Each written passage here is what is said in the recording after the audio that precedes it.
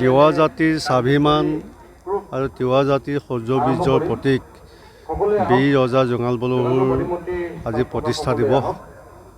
আৰু এই প্ৰতিষ্ঠা দিৱসটো প্ৰতি বছৰে জোঙাল বলহু গড়ত জোঙাল বলহু পৰিচালনা সমিতি আৰু তিৱা সাহিত্য পৰিষদৰ সহযোগত আমি প্ৰতি বছৰে আয়োজন কৰি অনুষ্ঠিত কৰি আহিছোঁ।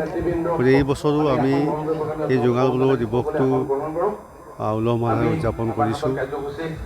বৰ্তমান সময়ত আপোনালোকে দেখিবলৈ পাইছে যে জোঙাল বলহু গড় আৰু জোঙাল বলহুৰ যি মানে স্মৃতি বিজড়িত প্লেচ ঠাই, এই ঠাইডোখৰ অসমৰ মাননীয় মুখ্যমন্ত্ৰী ডক্টৰ হিমন্ত বিশ্ব শৰ্মা ডাঙৰীয়াই আটক ধুনীয়াকৈ সজাই এক আকৰ্ষণীয় পৰ্যটনৰ স্থলী হিচাপে নিৰ্মাণ কৰিবৰ কাৰণে প্ৰয়াস কৰাই নহয়, ইতিমধ্যে 90% কাম সমাপন হৈছে।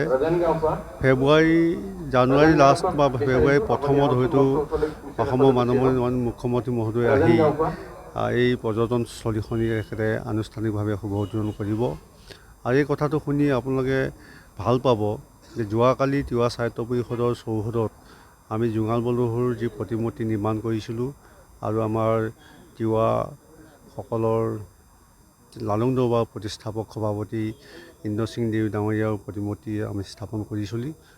খনত আমাৰ তিৱা জাতিৰ স্বাভিমান সৌৰ্যবীৰ্যৰ প্ৰতীক জোঙাল বলহুৰ প্ৰতিষ্ঠা দিৱস। ইয়াত আমি আমাৰ পৰম্পৰাগতভাৱে পিতৃ পূজা কাৰ্যসূচীৰে আমাৰ অনুষ্ঠানটো শুভাৰম্ভণি কৰোঁ। তাৰপিছত আমি আমাৰ তিৱা জাতিৰ উত্তৰণ বিকাশৰ সুৰক্ষাৰ কাৰণে নেতৃত্ব দিয়া তিৱা জাতীয় সংগঠনৰ নেতৃবৃন্দই প্ৰতিটো সংগঠনেৰে নিজা নিজা পতাকা উত্তোলন কৰে আৰু ইয়াৰ পিছতে আমাৰ বীৰজনাৰ পদধূলিত শ্ৰদ্ধা নিবেদন কৰে, শ্ৰদ্ধাঞ্জলি আগবঢ়ায় ৰহা সমষ্টিৰ সন্মানীয় বিধায়ক শশীকান্ত দাস ডাঙৰীয়াই। আৰু এই অনুষ্ঠানৰ লগত সংগতি ৰাখি তিৱা জাতীয় সংগীত ও আঙে তিৱা তচিমা গীতটো আমাৰ ইয়াৰ স্বেচ্ছাসেৱিকাসকলে পৰিৱেশন কৰে। আৰু ইয়াৰ পিছতে আজি আমি অনুষ্ঠানৰ লগত সংগতি ৰাখি অনুষ্ঠিত কৰা আলোচনা চক্ৰত অংশগ্ৰহণ কৰিব ডক্টৰ হাতেমালি ডাঙৰীয়া, ডক্টৰ লক্ষীনন্দন খলাৰ ডাঙৰীয়া, ডক্টৰ অমিয়া পাটৰ ডাঙৰীয়া নিয়ে।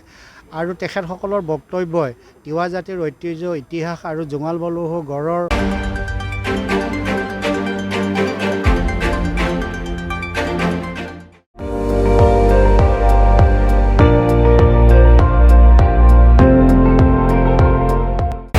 আপুনি চাই আছে ND24, সৰ্বশ্ৰেষ্ঠ নহয় সৰ্বোত্তমৰ দৌৰ।